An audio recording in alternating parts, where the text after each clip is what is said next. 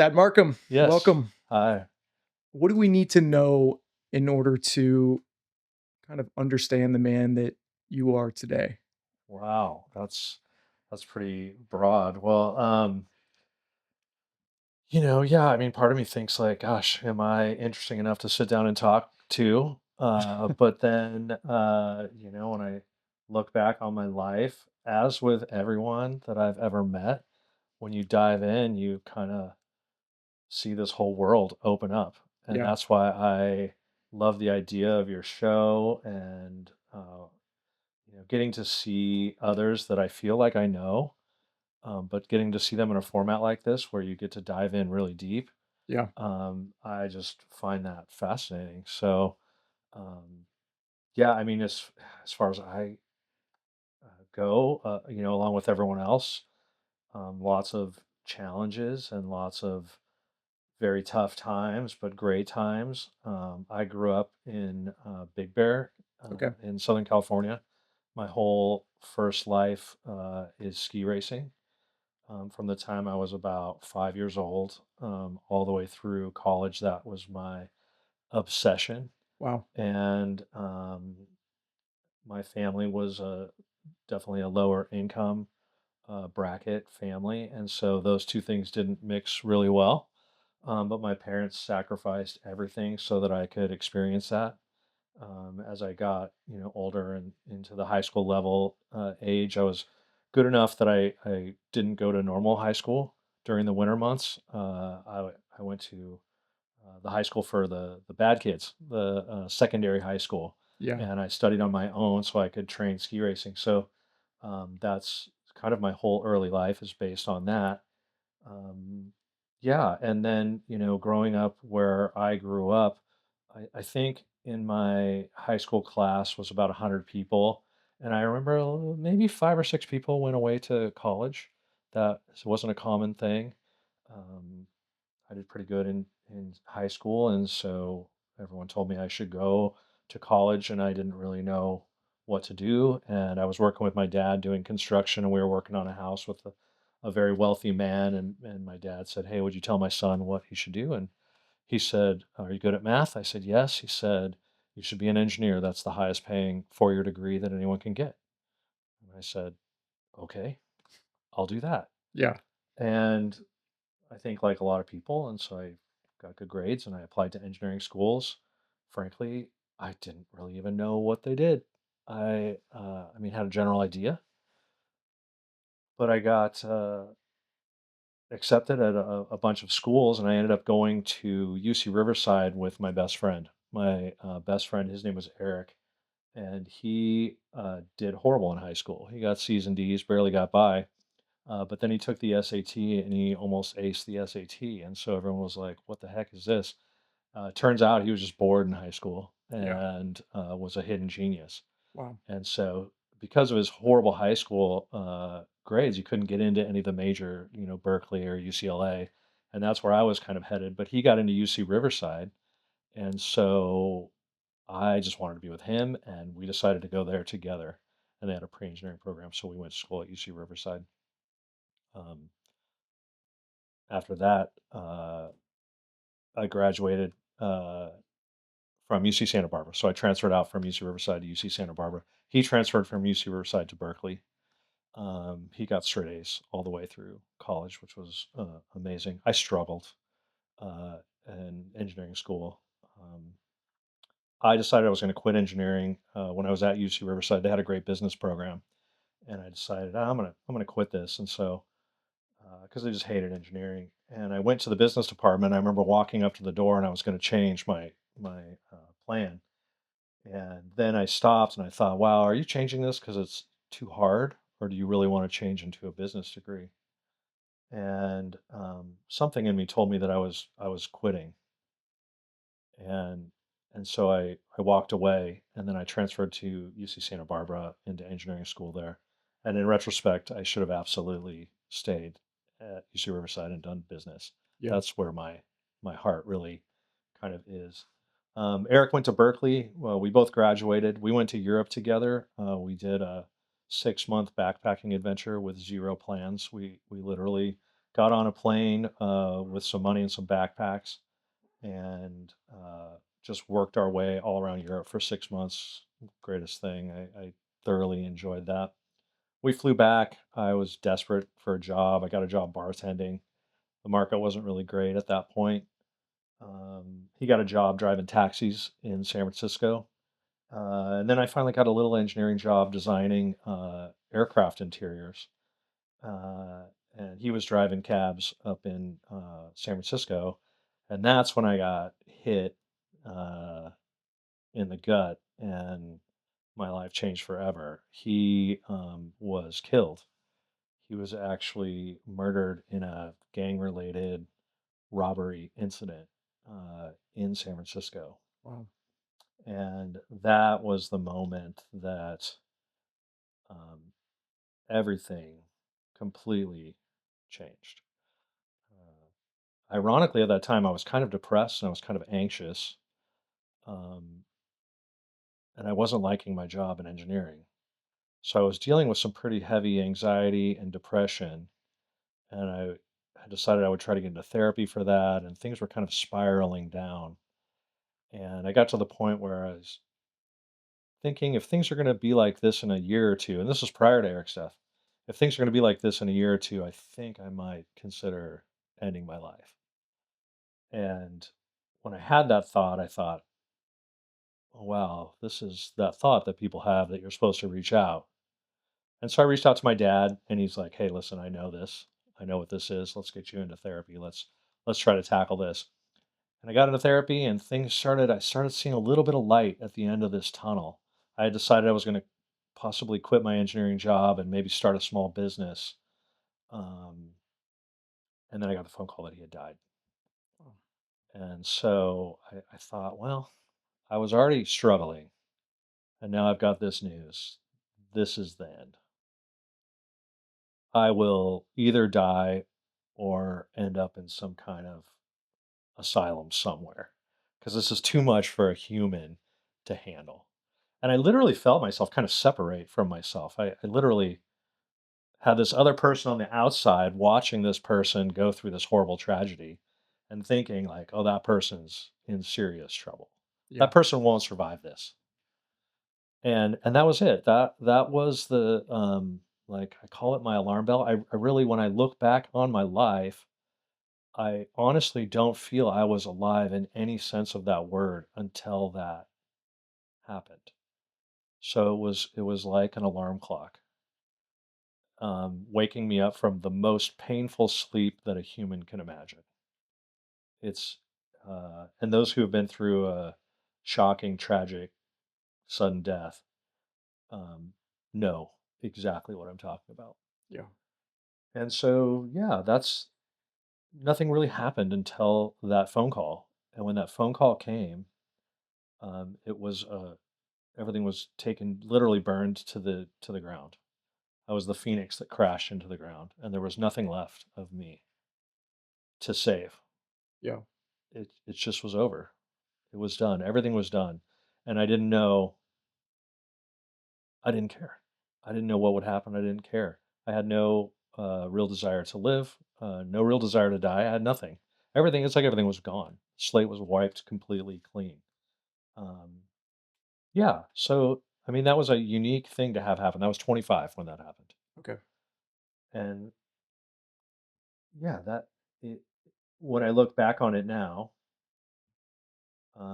it's the worst thing that could possibly happen, but it's also the greatest gift that was ever given to me.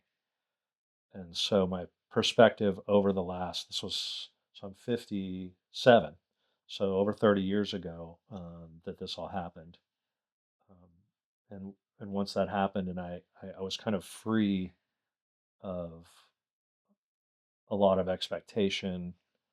Um, any weights that I had put on myself to achieve anything at all, which we all do when we're young.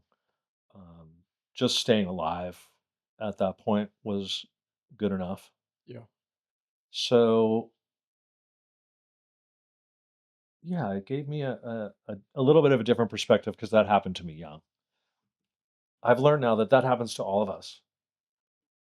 but it's just when is that going to happen? Yeah, Or do you need that to happen to have that realization, for sure.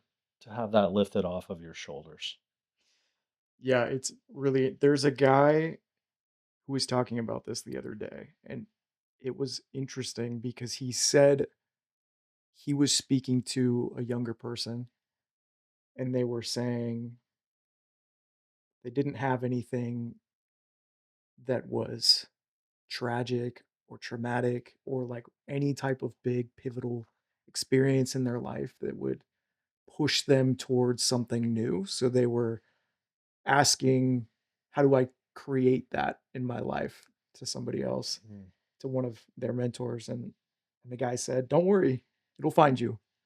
You know, it'll find you probably 100%. when you least expect it. But I think it's an interesting perspective given you kind of talk about it as your life before and your life after this moment and how pivotal it was for you and looking back to this thing that kind of either changed your perspective in some way. How do you think that like experience that you had, Hmm. do you think that others could almost manufacture something like that? Like is there something like is Yeah, that thing hidden within you or hidden within all of us and we just kind of need this something to pull it out? that's a really interesting thought. When I look back on my life prior to his death, um, a lot of why I wasn't living is I didn't see how wonderful things were, Yeah. right? Until, uh, we spent 6 months laying on, sleeping on the train floors and in train stops and going to $5 a night hostels and it was fun. Yeah. I remember it being fun, but it was really about drinking and partying and meeting people, and it was kind of this like. But I didn't really look at it and think this is like one of the richest experiences a human can experience Yeah. until it was hacked away. So I don't know that one should or one would want to. And I am not sure that me telling somebody that has the power to do it. I know we were talking the other day in the gym, and I look at you and I see this like incredibly talented, good-looking young man that's amazing at jujitsu and has started this cool adventure. And I can see that you don't see it. And something in me really wants me to shake you and say, "See it? It's Yeah. so amazing." Like, yeah, you somebody asked me the other day at the grocery store, "How you doing?" I'm like, "Well, probably the greatest miracle to ever happen in the existence of all time happened to me, and I got consciousness." Yeah. I mean, if we look at space and time and like we don't know that there's anything like this that ever has or ever will exist in this tiny fragment of time. And it just kind of hit me, and I was like, "Well, yeah. I mean, how do you think I'm doing? I mean, look at what I've been given." Yeah. And of course, they looked at me like I was insane. Yeah. Um, so that it is a good question, and I don't know, other than maybe just having some trust in those that you respect, and looking at yourself and saying, "This actually is incredible and awesome where I am, wherever I am." Um, But no, I don't wish that on anyone. It's funny, it's the greatest gift I've ever gotten, but I wouldn't wish it on my worst enemy. Yeah. So this conflict is interesting, and I have not settled with that.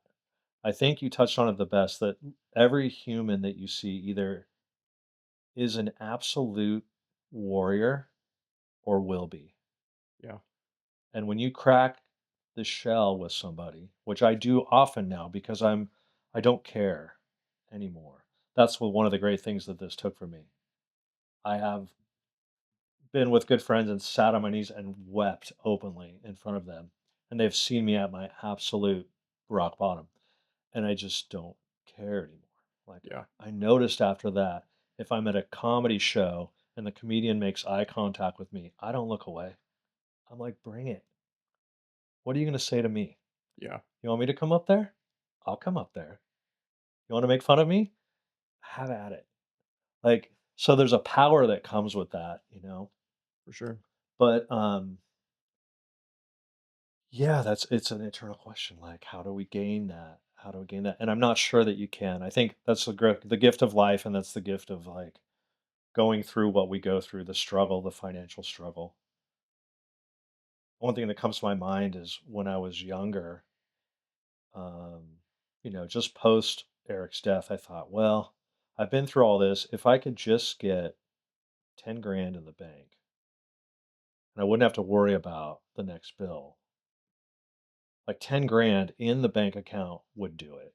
I could finally take a breath and I could relax and I could have a little bit of time to just like enjoy. And the 10 grand came. And then I thought, well, 100. 10 isn't really enough to get me out of anything, and I don't have a house, and so if I could get 100 in the bank, let's work for that, and then happiness will ensue. And then the 100 came, and I thought, that's not it. That's not it. And now I hear the interviews with the billionaires, and it's not a billion, it's 10. And the reality is that I've realized we're not designed to be content. Yeah, We're not content creatures. Our ancestors that got content probably died. So our nature is to be in a state of constant discontent and looking. I'm still doing it. I'm still like, I wonder if this house is nice enough. So if I like my car, but is there a better car? yeah, And the difference though is that I see it right. and I can chuckle a little bit at it. Again, there's almost two things. There's almost one person who sees it and chuckles, and there's almost one person who's absorbed in it. And Yeah, that's a little hard for me to describe. The separation seemed to happen when my friend died. yeah. It's what I find difficult about that dichotomy between these two things is that it's like the you that wanted the 10 grand to be financially stable initially, right? To say, okay, if I just had this thing in my life, I could feel stable. I could feel like I don't have to fight for this anymore. And this Yes. this will give me what I need to reach whatever else I'm hoping for. And then you keep climbing the ladder. But I do think that there has to be a some intrinsic motivation that people are using to get them to the next place. So if I mean, what's funny for me about billionaires or people who are always chasing money is that they usually start from that point, right? Like most billionaire success stories, unless they were maybe gifted money early on, were from people who, they struggled in some way, they built a business over time, they sacrificed a lot, and then they just kept going. And those people are often at the top saying, if you want what I want, don't do what I did. Follow this path. Don't chase success in this way. Don't chase the money. But they're also at the top of that mountain. Yeah. So they're telling everybody at the bottom, don't do what I did. It's not Even nice up though I'm here, but I'm up supposedly here. here, Yeah. yeah. So that's where I find this slight disconnect between, and you and I were just talking about something like this before we jumped on here, where the podcast circuit has all these people in it that are giving you advice Yeah, and they're telling you how they got there from this perspective of like, now I'm here. But you weren't with them when they were in the trenches, seeing what motivated them or the things that they did then, you know? yes, So if they lose that motivator, it has to be replaced with something, right? Like if you're trying to achieve, and if it's financial success, maybe it's some type of like philanthropy, right? If you're motivated by helping others in some way, or um, I feel like everybody's motivated by something different, and sometimes it's dark and toxic, right? Like yeah. There's things that everybody goes through that are traumatic in some way, and they're motivated, like, "I never want to feel this way again," or, "I never want to have to suffer or struggle again." So they're running from those things. So that's where I wonder, like, the chasing Yeah. of these things, when is the point where the shift happened for you? Did that shift happen for you? Yes and no. So, um, it's funny because, we sometimes we'll think, we see these people that look for it in money, and then for some reason, it seems maybe more uh, correct if one seeks it in art, let's say. But some of the most struggled people I've ever known are seeking to paint that painting, Yeah, the best one, or the words to express the poem that they really want, and it never quite gets there. Or the people who claim this, and I might jump into the area of spiritual religion, awakened people claim this, but when we investigate them further, we see that that's not truly the case, and it's almost across the board. Anyone who claims to have reached this state of inner peace, um, when we dig in deeper, we find probably the most tortured. And so, for me, the concept of acceptance of the eternal struggle and seeing it for what it is has changed the perspective on it, but not changed it. I still look for the cooler car or a nicer watch. Or if I just had a little more money, I think it would be better. Um, and I know it's not coming. yeah, There's never a space where a big breath comes and I go, ah, I made it. Not to discount the fact that some things are nice to have. It's nice not to have to worry about where the electric bill is going to come from, but that's quickly replaced. And I joke with a friend of mine who's extremely wealthy, and we joke around like, well, we don't want to just stop because we'll just sit around wondering if our insurance coverage is enough, yeah, or will the house burn down, or well, I went into the spin not too long ago when all those fires were in LA. I was like, oh God, I've worked so hard for everything. So it's like you're either in the process of building it or protecting it. yeah, And then once you do protect it, you're protecting it again. Um, so I just don't think that seeking a sense of peace and happiness is maybe where it's at. I think there may be some idea of that in the acceptance of we're strugglers. That's what we are. And seeing the beauty of that and trying to gain a little bit of out. And I do it with myself too. Like sometimes I literally walk around my house and I'm like, oh shit, I own this house. That's crazy. Like if you would have told me that as a child, if you would have put me into where I am as a child, I'd have been like, oh my gosh, you're a beautiful wife, lovely kids, they're all healthy, and you live in San Luis Obispo for God's sakes. I would have thought that's 10 times more than enough. But the internal struggle is always there. It's always grinding. yeah, Yeah. So no, no, I wouldn't wish it on anyone. They will get it. yeah, They will get it. A friend of mine who we had a little conversation about kids and that, should I be tough on my kids? Should I be like, hey, suck it up, get in there to give them a sense of toughness?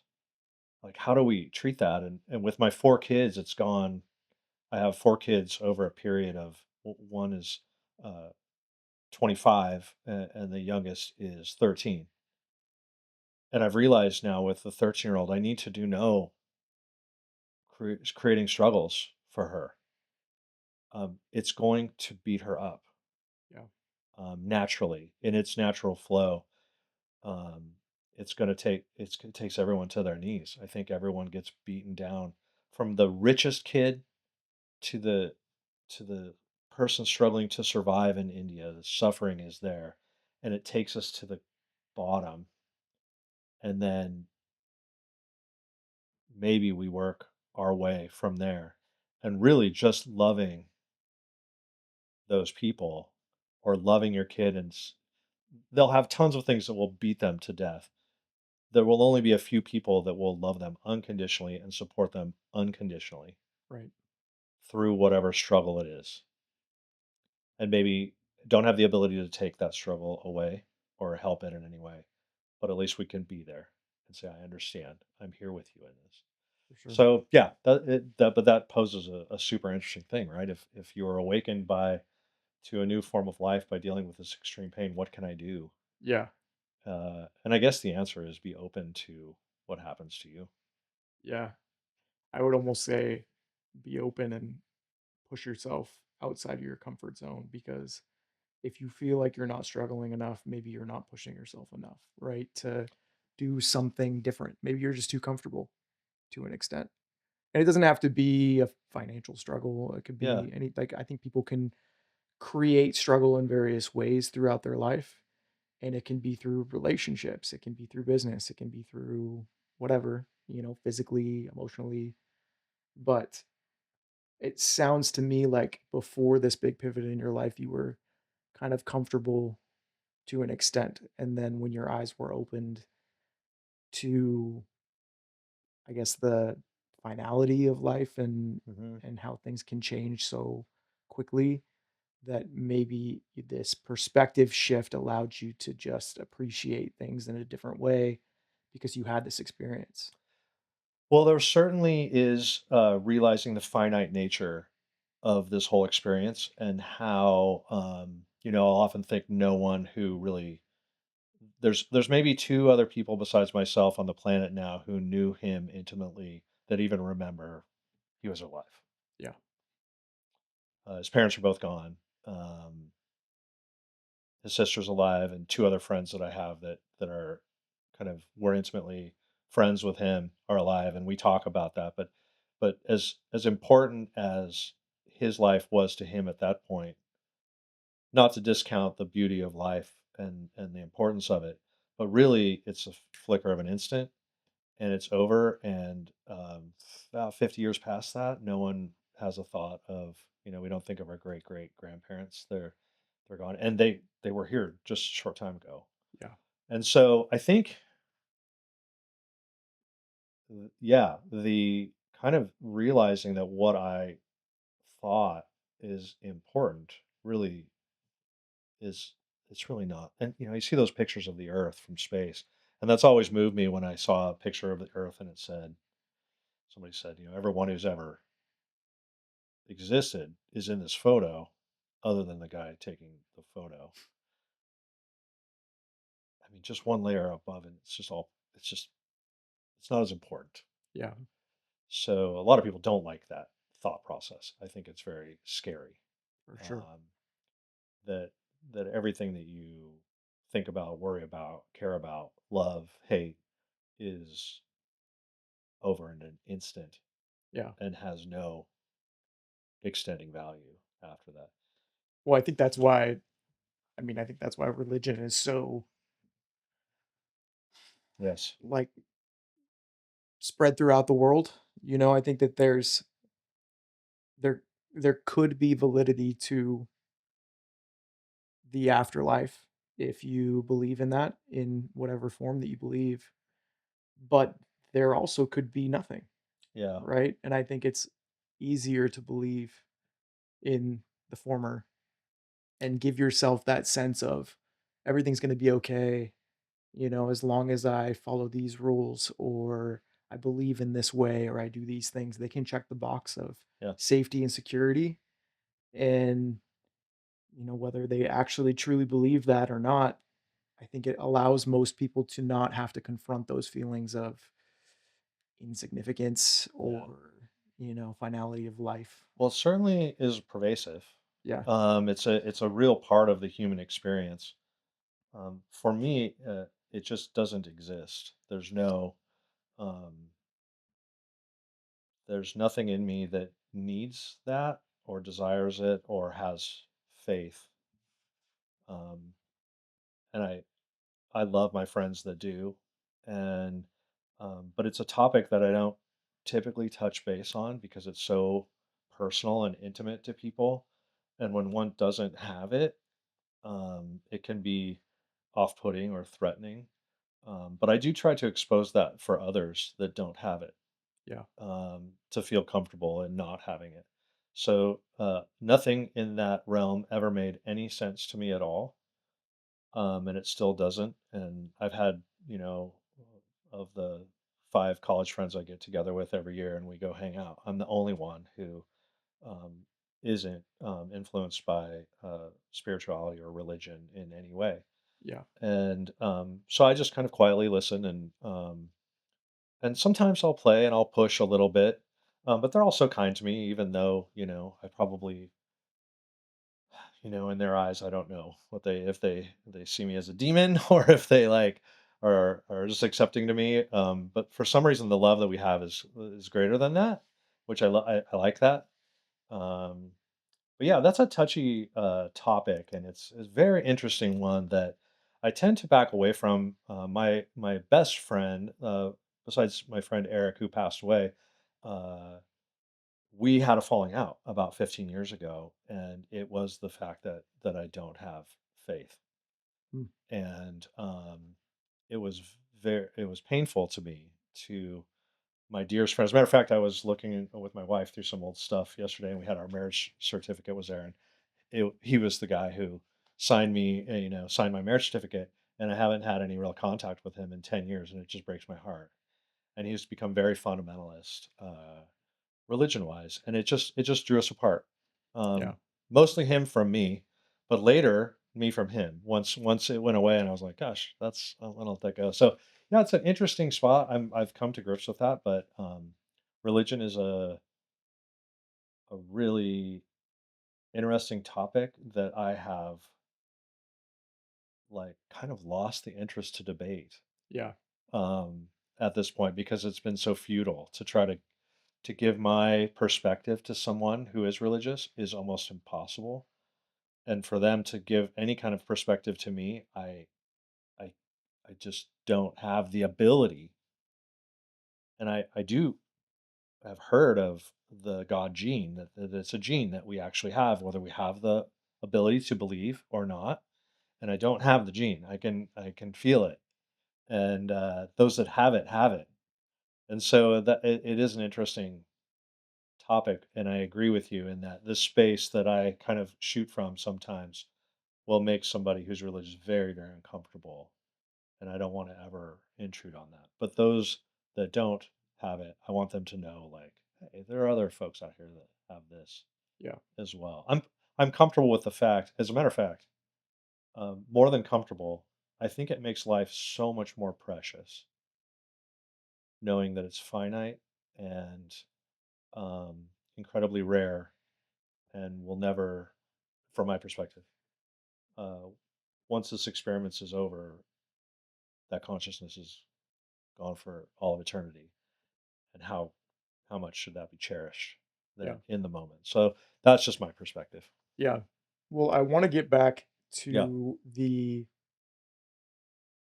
how this big pivot in your life shifted where you landed Hmm. and what you're doing now. Yeah. Because I know that you landed in the art space Yeah. somehow. Crazy. And I still want to touch on this subject that we're talking about right now because I'm reading that book up there by Rick Rubin right now. And Rick has this idea that creativity and consciousness are basically out there and that people are vessels receiving consciousness from some greater Mm. energy. This is what he believes. And there's Yeah. a lot of people who think this, that your consciousness isn't something that you create with your mind. It's something you're almost downloading from somewhere, Mm. some greater power.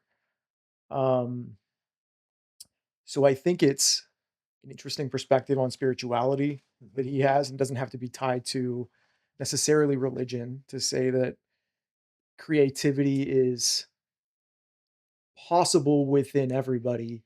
And there's so many ways that he kind of weaves this through different perspectives that he has. If you read the book, he talks about how he believes that ideas, if they're not brought to fruition through an artistic means with an artist, that they will move to another person if they didn't reach their full potential. Um, so it's interesting to me the way that art and spirituality kind of coexist and intertwine. But I would like to know, how did you come out of this traumatic event and then Yeah. land in this world of art? Yeah. Well, it, it's like a for me, it's a series of circumstances which um, weren't of my doing, almost in any way. Like from my perspective now, it's almost what is it in our brain or mind that chooses one particular path or another, and that everything that happens in your mind, in your brain, in your world prior to that point is part of that. Yeah, So the idea of a separate individual person in there that has the ability to somehow, outside of everything that happens, make a choice is questionable to me. So like what are we? We're kind of a group of all these things that happen and then a choice is made. yeah, That's from my perspective, as opposed to I'm this individual that has some kind of outside ability to disregard everything that's happened in my life and choose A or B. So I think circumstances happen. For me, my friend died. I hated my job. My parents happened to own a gift store in Cambria. And I was laying on the floor thinking, should I just die now or what should I do? And, they gave me the option. They're like, hey, we started this gift business up here and it's kind of successful. You want to try doing something like that? And I was like, I mean, it probably beats dying. If it'll keep me alive, maybe I'll try, I guess. And so I moved up here and I remember sleeping on my parents' couch and I just wanted to sleep all day. When I slept, I forgot about the death. And when I woke up, I would have to deal with it. And so I literally wanted to sleep all day. And I remember my dad saying, hey, got to get up. Let's get up. Let's do this. And we found a location. And the idea was I was going to take some of the products that they had sold and start to sell them in this location. And I still remember like painting like the gallery and we found a location and all of a sudden it started happening and I brought in my dining room table and we put some merchandise on it and then we opened and somebody came in and said this is cool, I'll buy this, and it was $25 and I was like, wow, I made $25, that's kind of cool. And it started this that then created this other like, well, what else will sell? And so when it comes to the art business, I really saw an opportunity for that product in Cambria at the time. So a lot of people looked at me as this art gallery owner, like I must have some kind of joy or love for art. And I have developed that over time. But really, for me, it was a step by step process of the fun of finding something that somebody else liked and that they would give me money for that. And not only that, they would happily give me the money and be happy that they did. And it created this like relationship, which was really cool. yeah, Like, so I read somewhere that you have to feel like what you're doing is good. What you're doing is good. Simple as that. And uh, I never felt that in the other businesses that I did. And in the art business, I started to feel like, oh, this guy likes this. He's actually happy. He's thanking me. And so that's how I got it. And then I saw this big hole of types of art. So it's not as, that I was artistic or had this beautiful. So for me, it's really a business type of thing. yeah, But I found great joy in that. And then came, why do these people like this image? What is it that this piece of art does? And I started seeing like it creates an emotion inside and a space that people want to go to. And so that's when I got joy in actually enjoying art. Yeah. Um, so yeah, for me, it's not as such a sweet, wonderful story of me finding my artistic nature and diving into the art. It's more of the opposite way around. Yeah. I was just trying to survive. I found something that I could do. It was a puzzle. What kinds of things can I buy that people will enjoy? And then once I started seeing that for me, it was art. And then once I saw, oh, they really enjoy this, then I got joy out of bringing joy to somebody else. And then it just took off. Yeah. When I started realizing that, when I would talk to somebody about the art, I would talk to them and they would sense I'm not trying to sell that to them. I'm trying to see if this is something that they would really enjoy and find valuable. And they sensed that, and it was true, and they bought it. Yeah. They felt comfortable in buying that. So, um, yeah. So the way that that developed is different than almost everyone thinks. For sure. I don't have a lot of art in my house. I have some things that I enjoy that I like, but I'm not like the true art connoisseurs. But I've tried to learn about them, Yeah. and I've had a good time doing that. Those people that are in touch with that lovely artistic side of humans, and I love them. They're incredibly difficult to work with, and this gets to something I want to touch base that you were talking on earlier. Is that trying to handle all the aspects. Our brains to me seem to be in tune with kind of like I'm a business guy. I'm not really the art guy. But what I can do is find those guys that are good at that and then I can give them the business end and together we make this great team. All the artists that I've seen, almost all of them, I'd say 90% cannot do the business aspect of the art. They can't do it. They don't have the ability to do that. But they've come into contact with a really good publisher or a mate many times that can take that for them. And Yeah. together they make this great team. So when people struggle, like, I'm really good at this part of this, but I can't do that other aspect of it, I find that common in my business. Absolutely.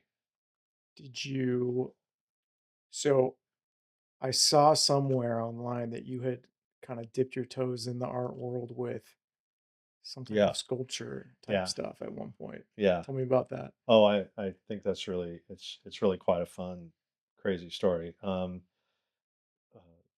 Not for the reasons that people think. Again, Yeah. that literally, I had certain artists that were selling really well, and I was trying to expand lines into my shop. And I literally thought, where is a place in somebody's home?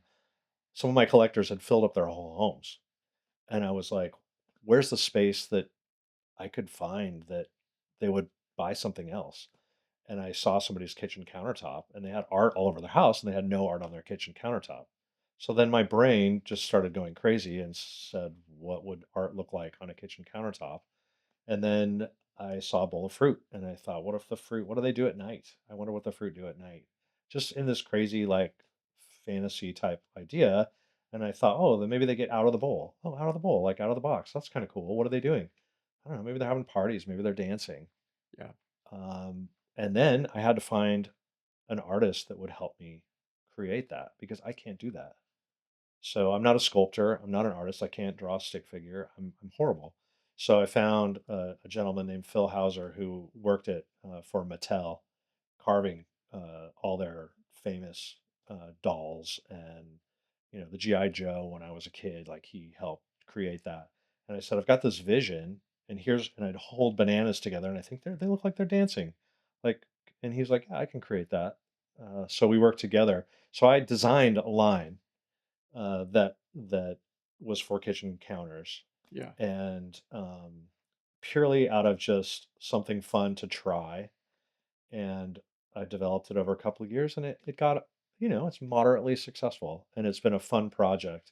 But the irony of it is, when my kids Google me, that's all that comes up, Yeah. and it's quite embarrassing actually because the galleries that I work with are really good marketers, Yeah. and so they market as this, this artist that created this sculpture line, and so yeah, I hate that. In 100 years, people will Google me, and I'll be the guy that made the dancing fruit, Yeah.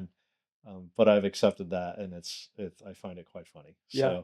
So for me, it was more of a project. I reverse engineer things, I think, and I did that. I reverse engineered a product to see if I could create something that people would enjoy and have fun with, and it's been, yeah, it's been moderately successful, but Yeah. uh, maybe 2% of the things that I've done and enjoyed, but online it's my whole world. It's Yeah. like 90% of what I've done. So I find that funny. Yeah, my kids joke around with that a lot.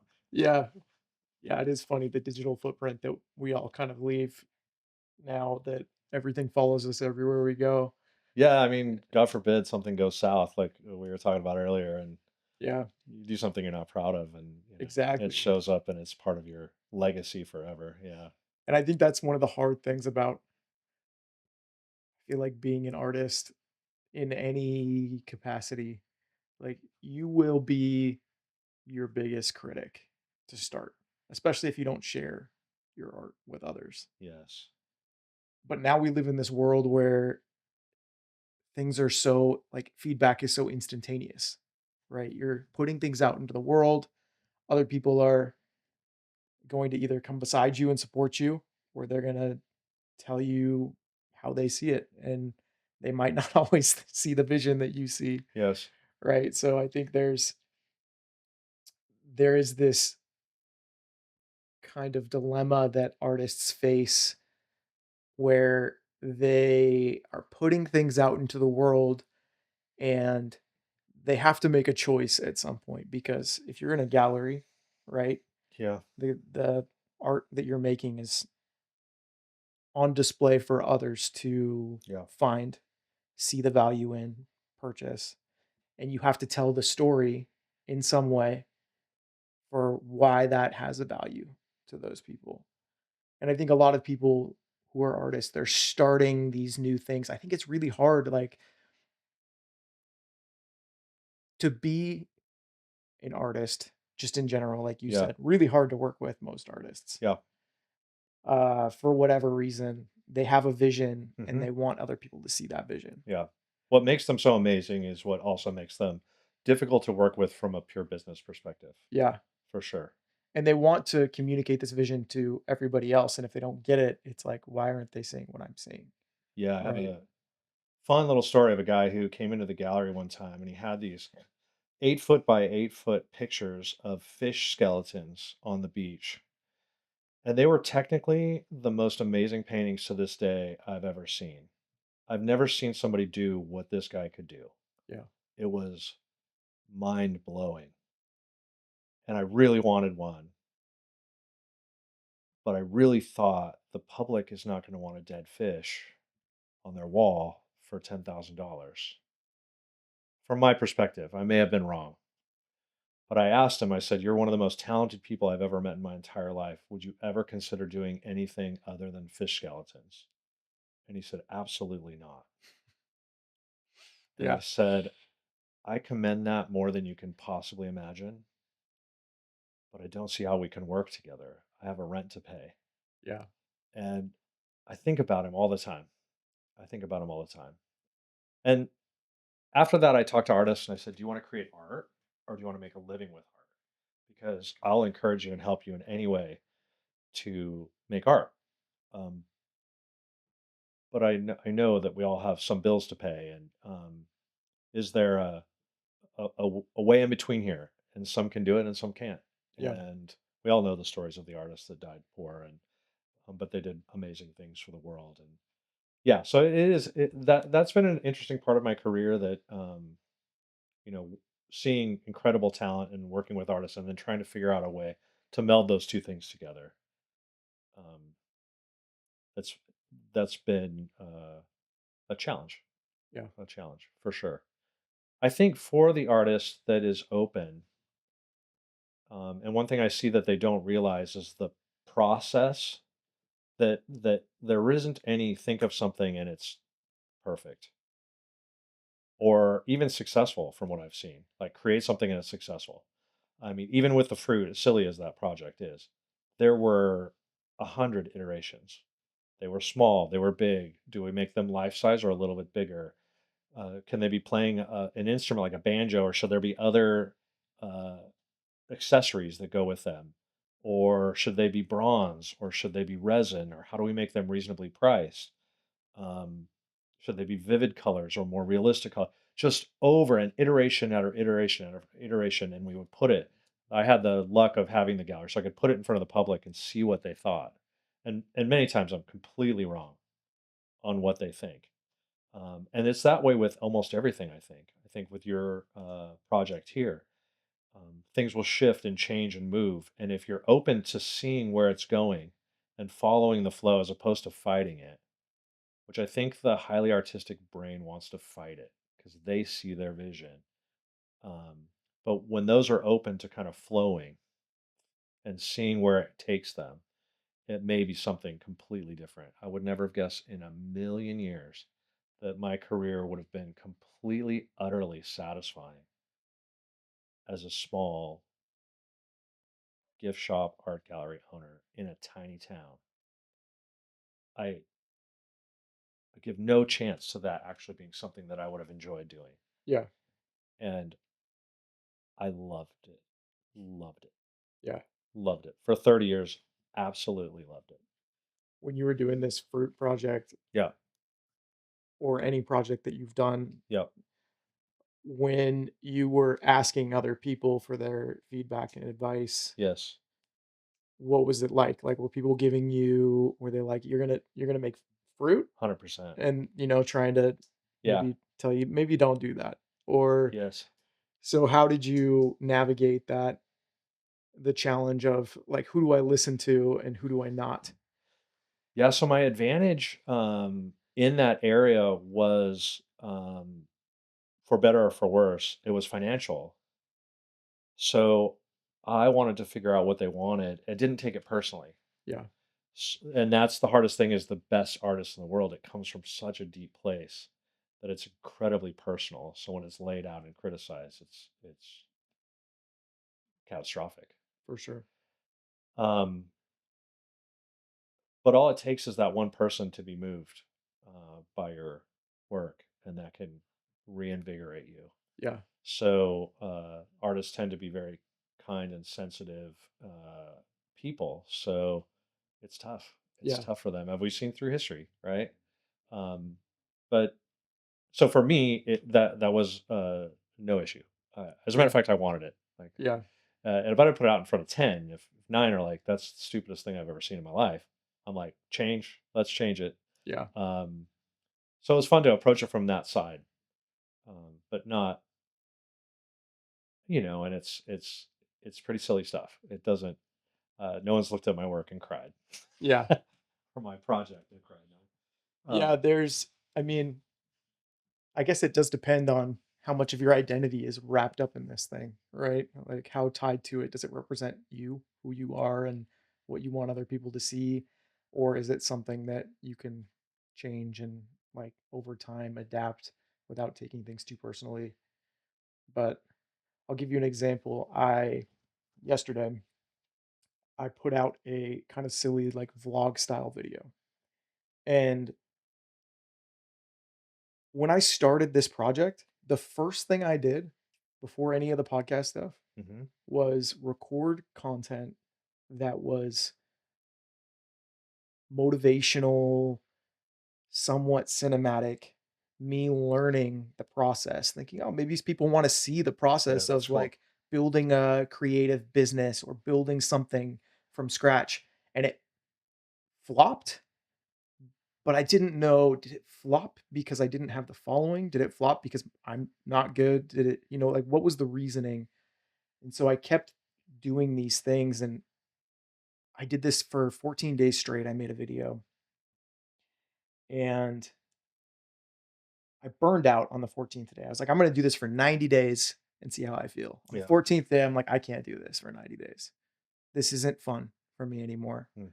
But within that process of those 14 days, there were 2 or 3 days where I was like, "This is really like, I could do this forever." Like, if it was this Yeah, fun yeah, yeah. and it ended up being something that I could enjoy at the end of the day, I wouldn't really care if people liked it or not. And so this vlog that I put out, Yeah. which is very Casey Neistat inspired, where he would go around. He's like one of the original YouTube vloggers. He would just kind of skate around New York City and go on little adventures and stuff. So this vlog I put out for the first time is this story from my childhood where I'm talking about some event that happened as a kid with these little toys that I used to play with, and my friends and I would kind of battle it out with these little plastic toys called Crazy Bones. And I go through the process of telling this story, and the audio was terrible. And so I was trying to figure out, like, all right, I recorded this story. The story's good. The audio is terrible. Maybe I'll kill the project. Maybe I'll keep it going. Uh, while I was waiting for it, I'm like, I'll just keep recording like little scenes for it as I'm going. Then they come in the mail. I get them. I finish telling the story. I put it all together. I edit it. I probably spent a total of 5 to 10 hours between planning, telling the story, recording, trying to edit everything in post and putting it out there. And at the end of the day, I'm sitting there and saying, should I post this? Should I put this out there for others to see it? And what does it mean if I don't? Right? Like, if I put all this work into this thing that I'm doing because I'm trying to show what it's like to be creative or a creator as a 34-year-old man, Yeah. right? Like, not necessarily very good at cinematography or at video based storytelling or video editing, trying to figure out how to make this thing work and like doing running these little experiments all over the place. And I put this thing out there on YouTube, and I was like, you know what? If I don't post it now, I will never post it. There's so many things that I've made Yeah. in the process of learning. Like you were asking me Mhm. earlier, how did I learn all this Yeah. stuff? Because I'm making this stuff all the time and I never post any of it. Right. And it's a lot of it's just being self-critical. A lot of it's having like a bar of saying, I put all the work in and I look at it and I go, I don't know if it's ready. Yeah. But I put it out there 10 plus hours of work and it gets 9 views on YouTube. And I go, okay, 9 views. That's interesting. Put it on like cut up a little short segment, 2-minute trailer video, throw it on Instagram. Normally I get when I post these podcasts, I get tons of interactions and views. This is like the most flop post I've done in a long time. Yeah. But it was the one that I had the most fun creating in Yes. a really long time, right? And I kept sitting there going, "Maybe I'll delete it. Maybe I won't do this anymore." And I was like, at the end of the day, I I honestly don't give a shit. Like, if anybody Yeah. else sees this thing, I could sit there and rewatch that video 100 times and relive that story from my childhood and be smiling each time, and I just feel like people get really burnt out because they make these things for other people with these expectations. And, Yeah. navigating that is such a challenge Yeah. Any expectation is doomed, right? Like, for sure. what is the chance that you're going to nail the expectation on the head as to how anything is going to go? Yeah. So you're basically dooming yourself by creating the expectation. What I might say to one is, do they have that choice to not have an expect? Say don't have any expectations. Do I? Can I do that? I mean, that's Yeah, that's impossible. for sure. the The process is so discounted now that I'm getting so much older. Um, the fun really wasn't in the success of the gallery. It was in the process, and you hear that so often. Yeah. But can one impress that? Can one like me impress that on one like you? That's the real question. for sure. I'm not sure if it's possible. Um, but if you don't go, well, I don't even know if you have a choice to go through it or not go through it. That happened, and it was lovely. And the other thing is, do you know the infinite amount of possibilities that would have made that be seen or not be seen? But we judge it instantly. Yeah, It must be this. It must be it's bad content, or must when we don't have the ability to even know. exactly. So Well, and I'll tell you out of the I think it's at 20, maybe 28 views at this point yeah, as of this morning. I woke up and there's one guy who commented on it out of the 28 people who saw it maybe for a couple seconds. This one guy said, "I watched the video from start to finish. I thought it was amazing."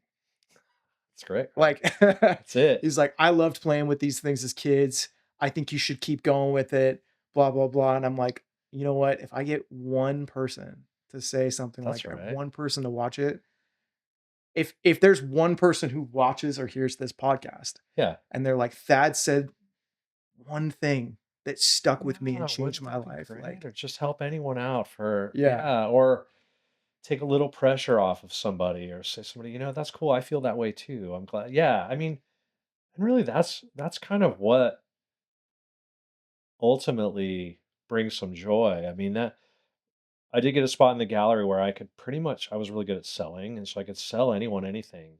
yeah, I mean, I got so good at one point when one guy's just like, "Hey, why don't you just send me a couple pieces a month?" wow, I'm like, "What? You don't even want to see it? You know?" He's like, "No, and I don't care what they cost either."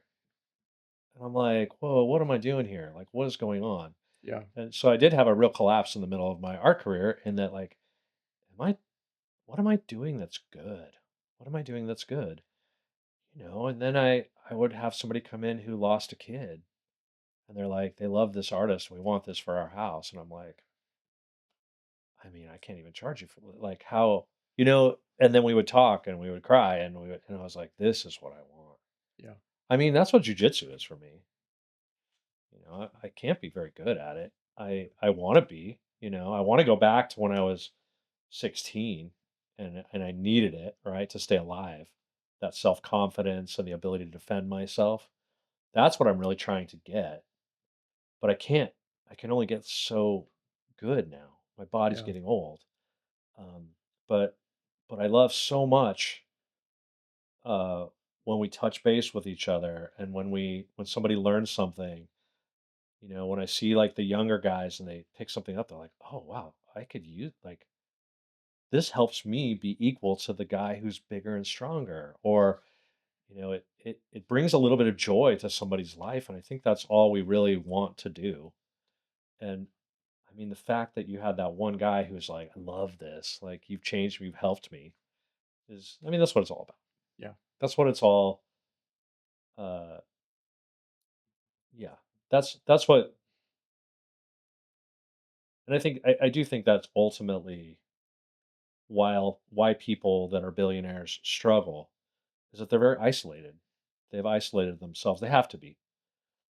They can't be around normal people because people need money, and you have it. And you giving me 100 grand would be like me giving you a penny. So I don't understand why you won't give it to me. That's a horrible spot to be. Famous people, I can only imagine what that's like.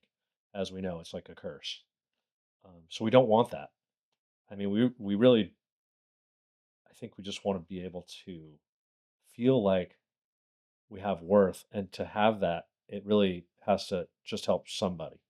yeah, And yeah, and I'm just so encourage you for doing that and trying things. My dad said something to me when I was struggling, and he said, "Don't settle." And I was like, "That's interesting. What do you mean by that?" And it stuck with me, and I try to tell people that, like, when it's okay and things are all right, and I kind of like my job and it pays the bills, try something else. Try something. Don't settle. Don't settle with everything's just kind of average, everything's okay. Don't settle with I got to find something that's going to bring hits or views. Keep trying, keep iterating. Um, I mean, and what's that joy worth of doing that? something that you enjoyed Yeah. doing. I mean, then again, we all have to pay the bills, so it's a conflict. Yeah. It's a conflict, and I don't have the answers. I mean, obviously, I don't. No one does. Uh, but maybe there's some solace in realizing that we're never going to be settled. For sure. That's somewhat settling. Yeah. Not fully. When you Yeah. change your I guess like perspective and some of the goals that you're setting for yourself and the motivators, I think like I'd like to talk about like you started jujitsu. Like, did you start Yeah. jujitsu a long time ago, or how Yeah. did you come to jujitsu? So the jujitsu story is fun because I think it's relatable to almost all of us. But I was bullied as a kid, and when you're bullied as a kid and you have that power taken away from you, it's really one of the worst feelings a human can go through, I think. And so I think when I was like 7 or 8, I started dealing with bullies. The high school system I went to, I didn't know, but ends up being kind of a rough place to go to school. I only know that because after talking to people that went to other schools that didn't have, 5 or 6 fights a day, people who didn't get expelled from school for fighting, I'm like, I thought that's just what happened. So I started. My dad started teaching me how to box when I was like, I don't know, 7 or 8 years old. We started boxing to try to, but I was so afraid. I was so nervous all the time. Um, I deal with a chronic anxiety disorder, and so I've had it since I was a kid. So I was scared. I was nervous. My stomach was hurting. Anyone would start to bully me, and I would cower. I was afraid. Uh, and so we started boxing when I was a kid. We started watching boxing together. It was great.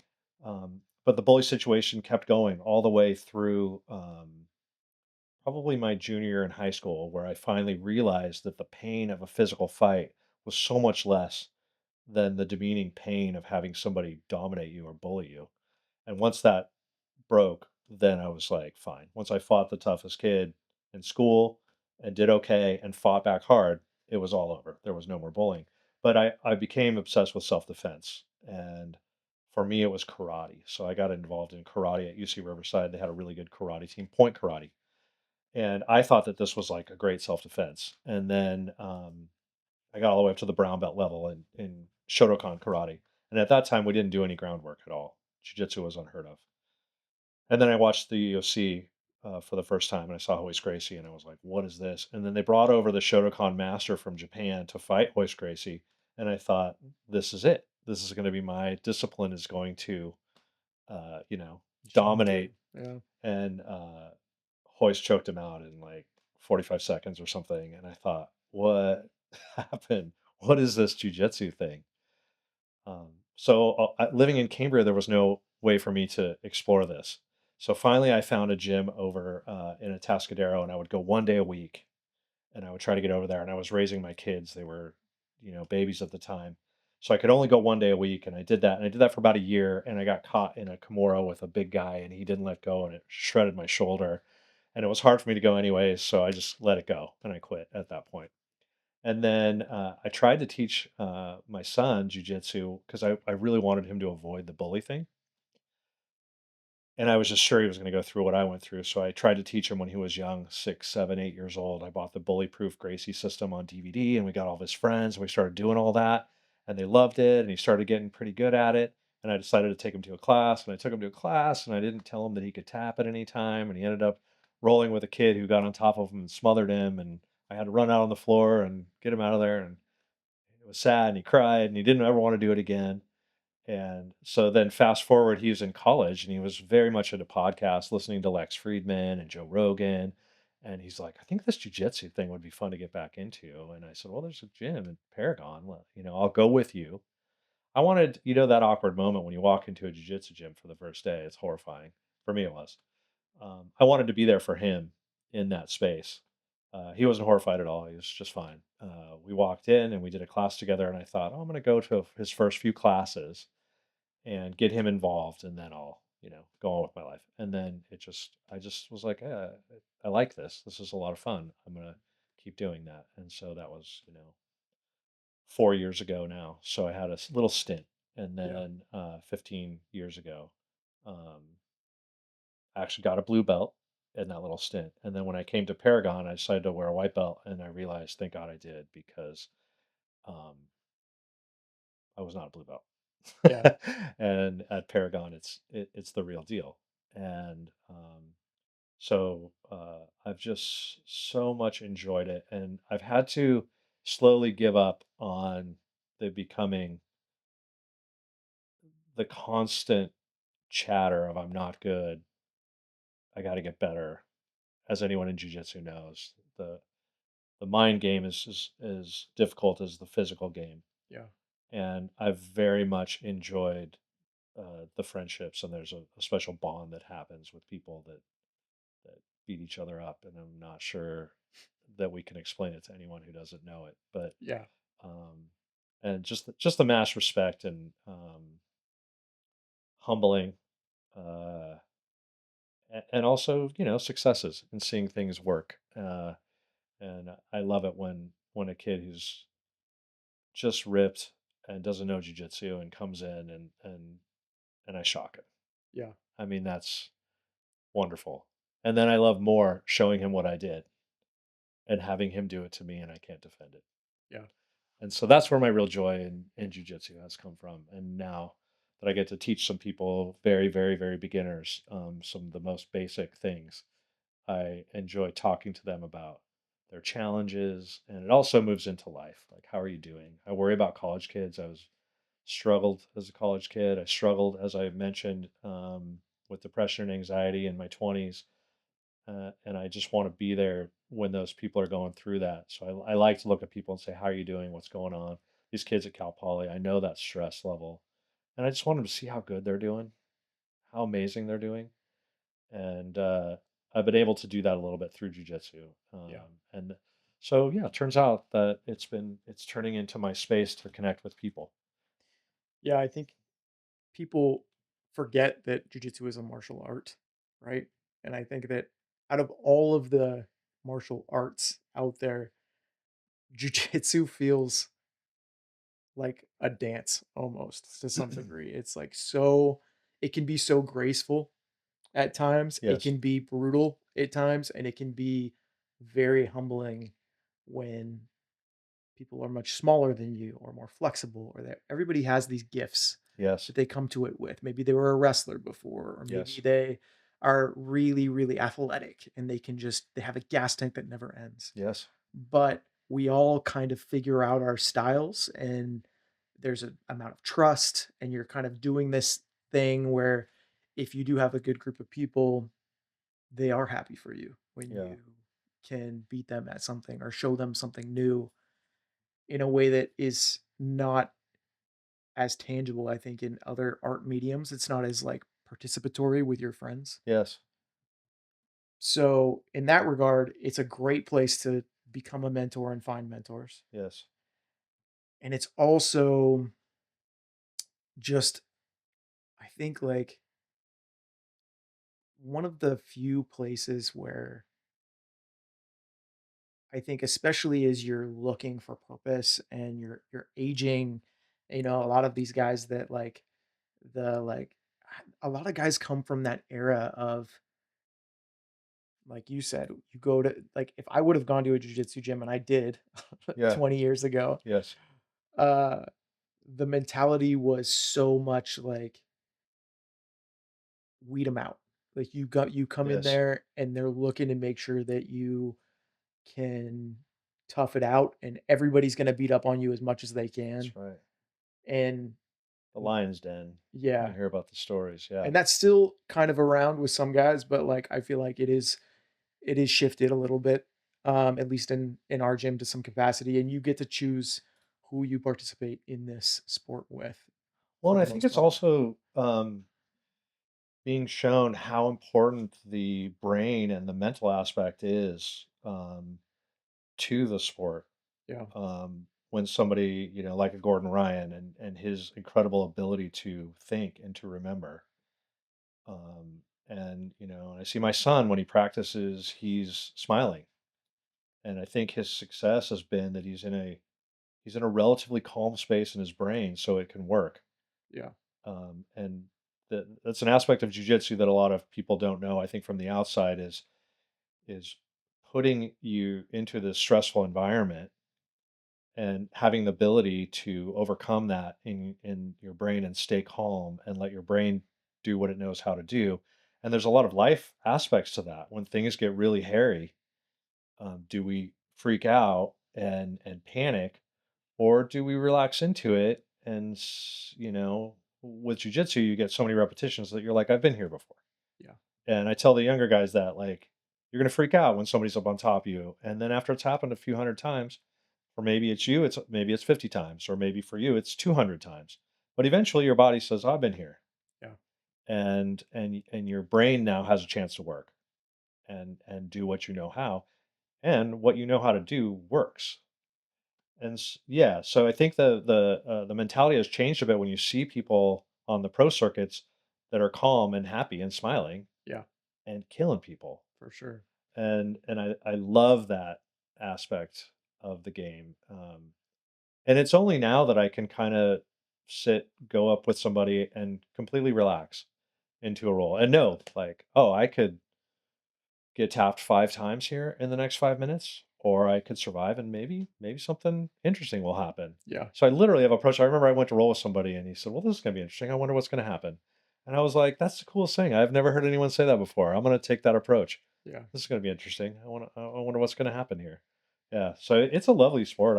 I am so happy to well, and that's part of the reason I want to take out the fear of getting involved in it Yeah. and try. There's a certain thing that one has to go through, but I would like to make that introduction as easy as possible and as comfortable as possible um, for people, and that's kind of my goal Yeah. with jujitsu. Yeah.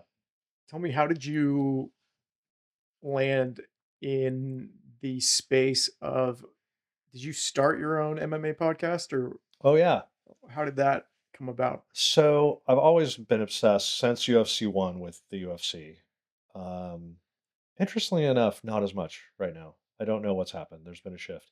But I used to literally be obsessed with it. It was my absolute favorite thing.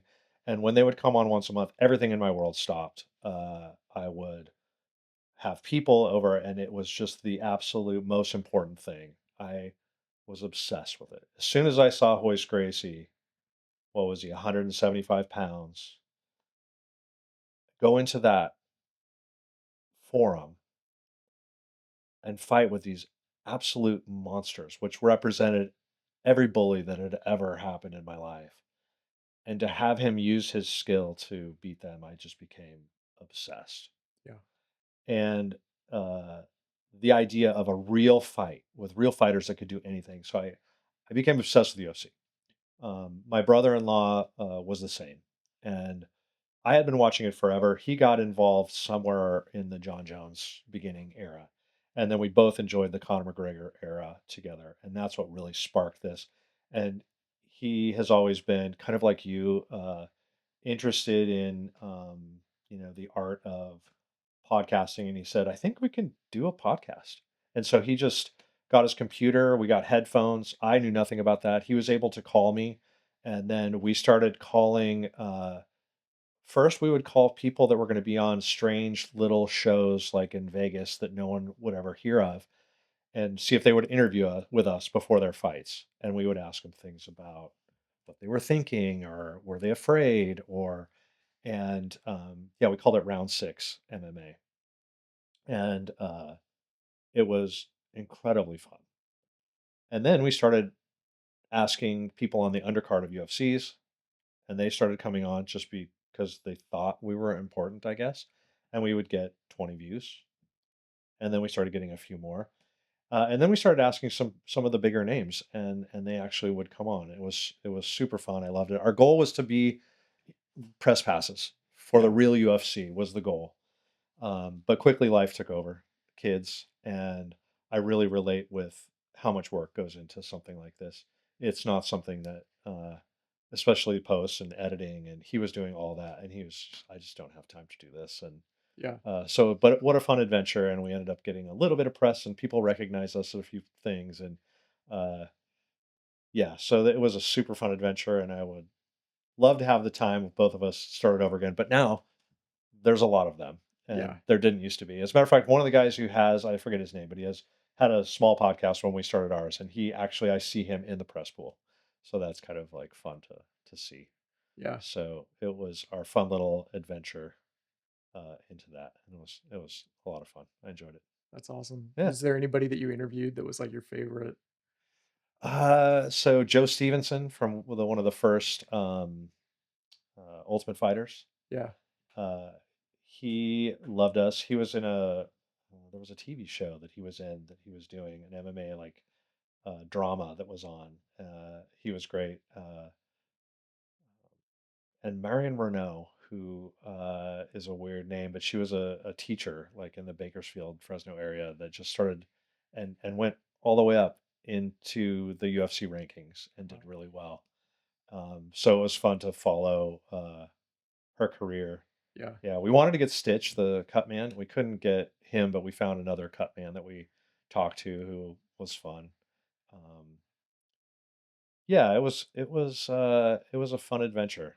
yeah, I really enjoyed it. Yeah, I'm impressed by the fighters in a way that if you've done any tournament, I haven't had a lot of experience with that, but it's a new level of fear.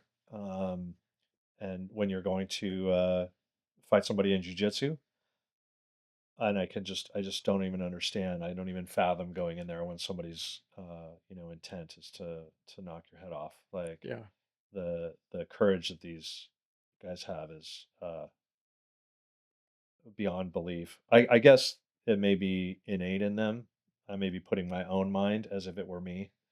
Um, but the ability to go in there and do that to me is just absolutely astounding. yeah. Yeah. What did you learn from that experience? Like, specific to me, because I have you Yeah. on here Yes. to forcibly become my mentor. Yes. Do you have any advice for me in this podcast? Wow. I feel like you're doing it perfectly, but you don't see that because it's a process, and that the process of doing it is maybe the most joyful thing about it. We can't guess or figure out where things will end, and if we do try, we're setting ourselves up for um, a rough landing.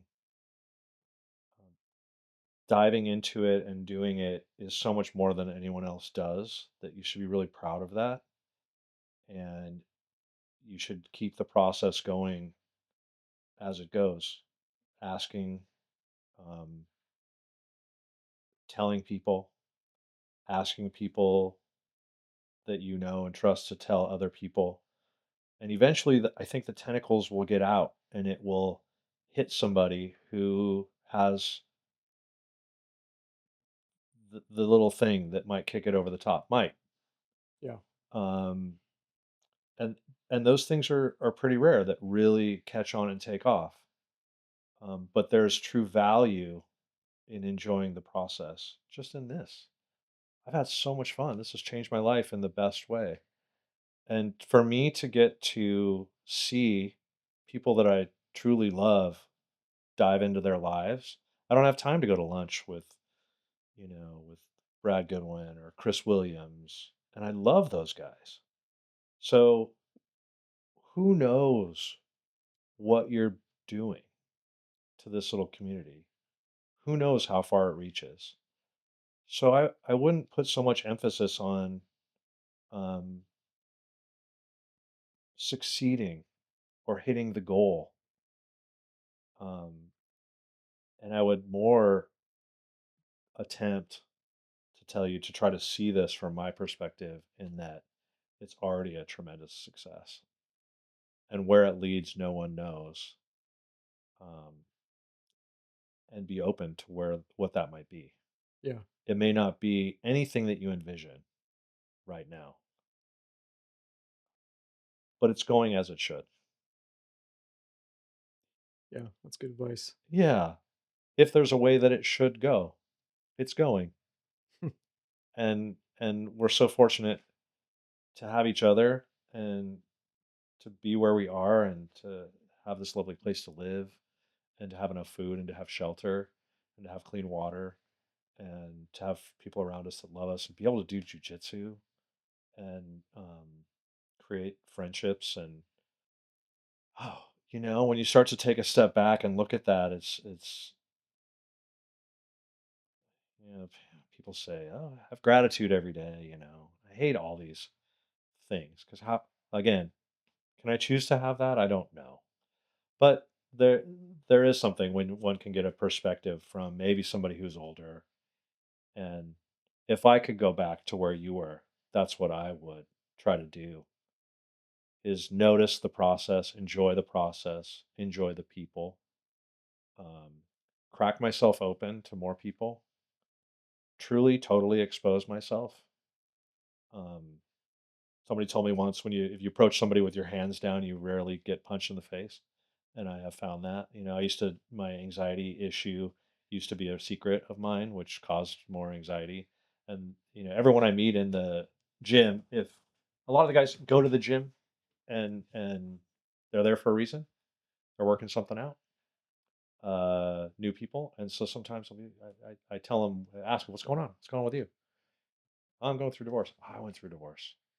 Yeah, it was really tough because I deal with depression and anxiety. I deal with depression and anxiety. Um, I cracked myself open, and I have not had anyone um, judge me. I've only had hearts open up to me. Yeah. And so, what you're doing with this is truly a wonderful thing. We should we should take time with the people that we know and love and respect, and sit down with them for an hour. And maybe that's what the gift is. Maybe somebody out there will see this and say, you know what, I want to sit down with so and so Yeah. and have a talk. Definitely. And I think if we did that more, uh, the world would be a really unique and better place. People from different perspectives too. Yeah. People you can't be anti-gay if you're in love with somebody who's gay. If you truly love someone and get to know somebody or somebody who's trans or somebody who's different than me politically, when you sit down with them and you break open your hearts and you talk about with openness and honesty your vulnerabilities and you lay it all out on the table, um, it changes you. And I think that's might be what you're doing. Yeah. Maybe you're mentoring people in a different way. Maybe it's not a career or money. Maybe it's in life. And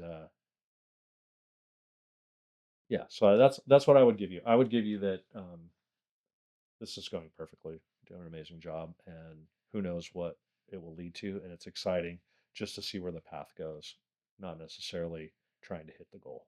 Yeah. Thanks, man. I Yeah, appreciate that. yeah. What would you say about the next guest on this podcast that you'd like to see? What names would you throw out there? Mm, you know, most of my friends are in jujitsu. I don't have a lot of friends outside of jujitsu. I'm fascinated with the black belt journey. So um, John Green came to mind. Some of the other black belts. John Murphy sounds very interesting to me. I've had a hard time getting a read on him, but I'm fascinated by his journey in jujitsu. And that goal seems so far off. It's such an amazing accomplishment in life. I don't think the average person who's on the outside knows about that. I've often thought when my son was going to go to college, I thought, I would rather him get a degree or get a doctorate in from a university or get a black belt. And I would rather him get a black belt. I think there's a more of a benefit in life to that journey than to an educational journey. Yeah. Um, so I'm going to say John Murphy. Yeah. I think he would be super interesting. For sure. He once tapped me out 5 times in 5 minutes and he changed my world in a way that I was like, "This is amazing, what this guy can do." Yeah, so or any of the older black belts in our gym too. Any of them, I would love to hear their whole story and why they got into this, Yeah, and how they proceeded through their journey, uh, their ups and downs. I would love to hear about the downs of that journey. Yeah, because it's such a long path, and it has to have so many uh, interesting parts that would that'd be fascinating to me. yeah, And if I think of anyone else, I'll let for sure. you know. Yeah. Yeah, I know you were saying Billy Bob Thornton, but you can make the intro and then Boy, we'll, I mean, what an amazing character that would be. I mean, it would be absolutely fascinating to see what would happen in this format. I would love to see that. yeah, I'm sure that he gets asked quite a bit, but maybe that he's a hometown boy. Maybe we can have him come over. yeah, Yeah. somebody will see it and then they'll send it to him and ask him. Yeah, I think it would be great. I mean, I would love to I would love to hear what well, I know what brought him here, but I would love to hear what he thinks about what this life is like Yeah, compared to the life that he normally leads. yeah, Yeah, that would be fantastic. for Yeah. sure, man. Or Josh Brolin, I know he's been into my gallery before, and I was fascinated when I saw him in there. And I think that I believe he's a local also in Templeton area, and I think he would be also fascinating. I mean, what an actor! Both Yeah, those guys. I mean, absolute icons.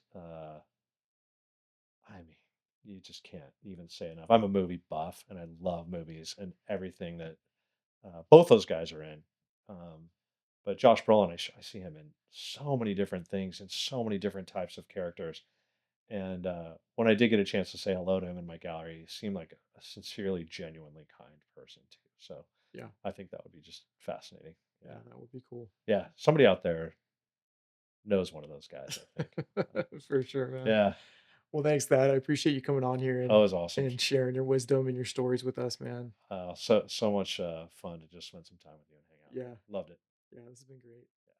Thank you so much for watching or listening to this episode of the Making Mentors podcast. If you haven't already, please hit that subscribe button. Please drop a like, comment, or follow on your favorite platform. And thank you so much for following my journey and supporting me and all those who are willing to share their stories on this channel. Until next time, cheers.